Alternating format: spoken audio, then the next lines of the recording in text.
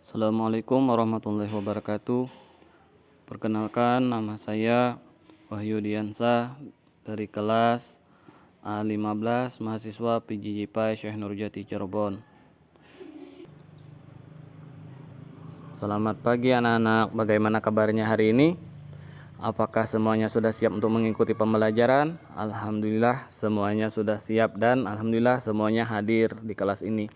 Materi yang akan kita pelajari yaitu tentang puasa Ramadan. Tujuannya adalah supaya kalian mengetahui hakikat puasa, kemudian amal ibadah yang bisa dilakukan pada bulan puasa, kemudian hal-hal yang membatalkan puasa dan niat puasa.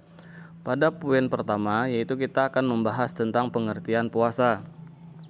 Puasa adalah menahan diri dari segala sesuatu yang dapat membatalkan puasa dari terbit fajar hingga terbenam matahari, yang mana puasa ini kita awali dengan membaca niat puasa terlebih dahulu. Adapun niat puasa ini bisa kita baca yaitu sehabis kita melaksanakan sholat tarawih ataupun sebelum kita melakukan makan sahur. Niat puasa adalah, ayo kita baca bersama-sama. Nawaitu shauma ghadin an adai paradi shahri ramadana hazihi sanati lillahi ta'ala. Lalu kemudian di dalam hati kita niatkan, sengaja aku berpuasa esok hari di bulan Ramadan fardu karena Allah Ta'ala. Selanjutnya yaitu materi yang kedua tentang syarat wajib puasa. Nah, ini syarat-syarat yang wajib puasa yaitu yang pertama adalah Islam.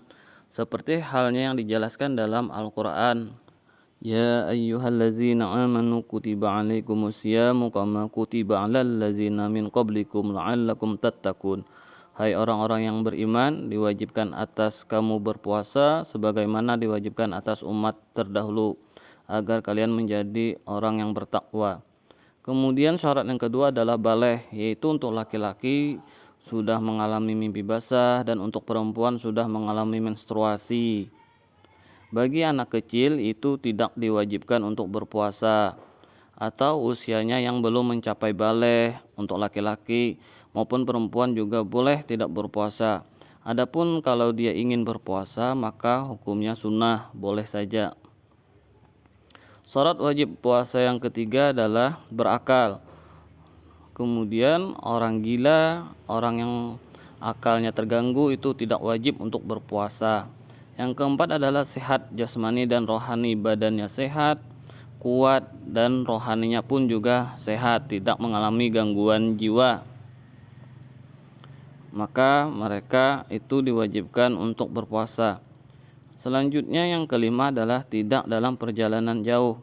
Nah, bagi orang yang melakukan perjalanan jauh, maka dia boleh tidak melakukan puasa di hari itu dengan catatan dia harus mengganti puasanya itu di lain waktu. Tapi bagi orang yang tidak dalam perjalanan jauh, maka kewajiban puasa ini harus dilaksanakannya, harus dilakukannya. Misalnya dalam perjalanan jauh ini bisa dikatakan sebagai seorang musafir. Maka dia boleh untuk tidak berpuasa di hari itu selama dia melakukan perjalanan. Kemudian yang keenam yaitu suci dari haid dan nifas. Nah, bagi perempuan yang haid maka dia tidak boleh puasa, bahkan hukumnya haram untuk melakukan ibadah puasa. Dia harus segera berbuka ketika dia mengalami haid dan dia bisa mengganti puasanya di lain waktu. Begitu juga dengan nifas. Nifas ini adalah bagi perempuan yang baru saja melahirkan anak dan dia boleh tidak berpuasa Ramadan dan mengqadanya dengan di lain waktu.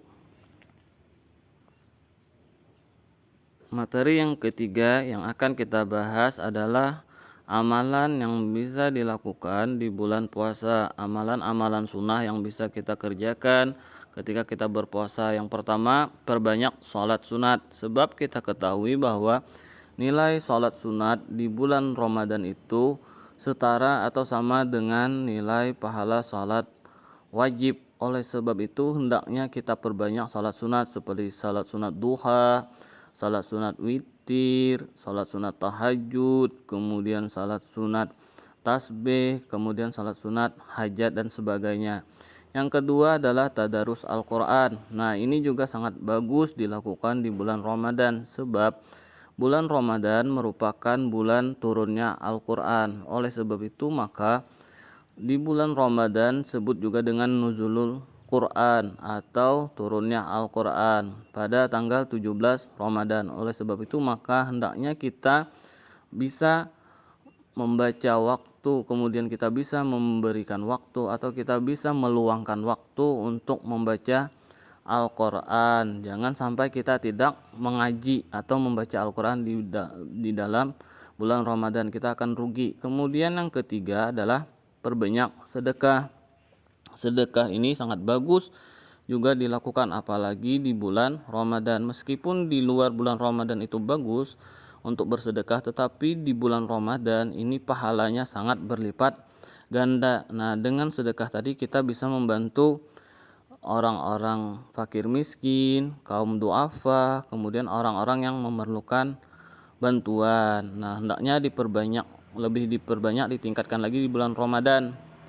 Kemudian amalan selanjutnya yaitu adalah tarawih. Nah, tarawih ini sholat sunat yang hanya boleh atau hanya bisa kita lakukan yaitu di bulan Ramadan. Sedangkan di bulan lain kita tidak bisa melakukan sholat sunat tarawih ini.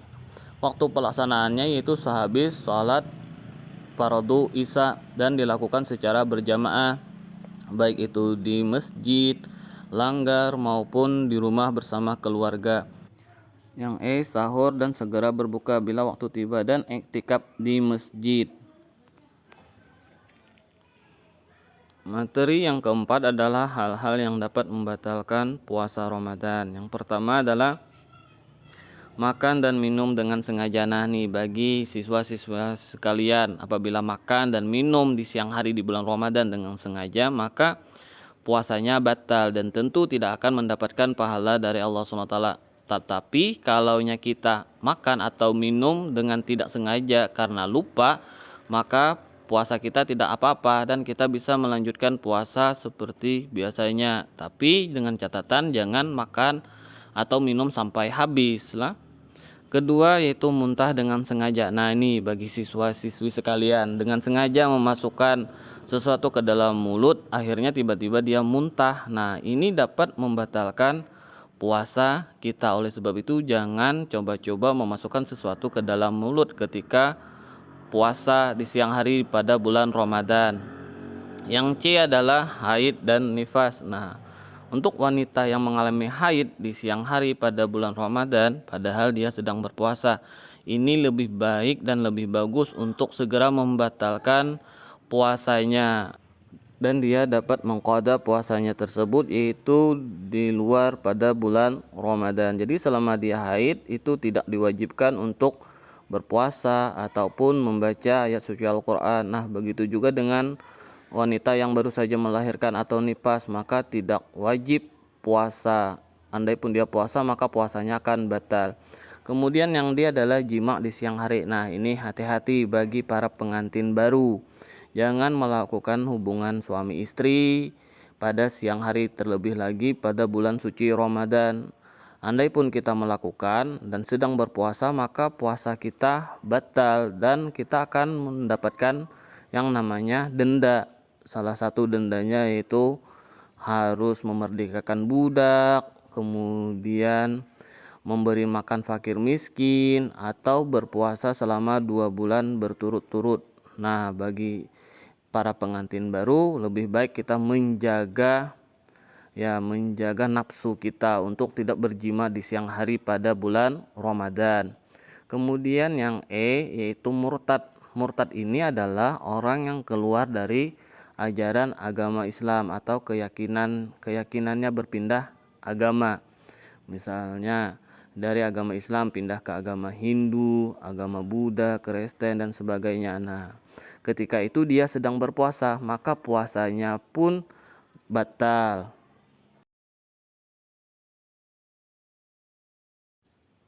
Akhirnya kita masuk pada bagian terakhir dalam pembelajaran yaitu kesimpulan.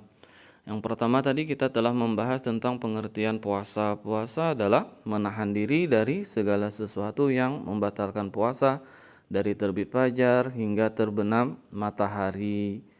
Selanjutnya pada poin kedua ini tadi kita membahas tentang syarat wajib puasa yang terdiri dari 6 poin, yaitu yang pertama Islam, yang kedua baligh, yang ketiga berakal, yang keempat sehat jasmani dan rohaninya, yang kelima tidak dalam perjalanan jauh, dan yang keenam adalah suci dari haid ataupun nifas. Kemudian pada poin nomor 3 tadi kita sudah membahas tentang ibadah yang baik dilakukan pada bulan puasa. Salah satunya yaitu perbanyak salat sunat, kemudian perbanyak membaca Al-Quran, perbanyak sedekah, lalu selanjutnya kita melakukan tarawih, kemudian kita bersahur dan segera berbuka jika waktunya tiba, dan beriktikaf.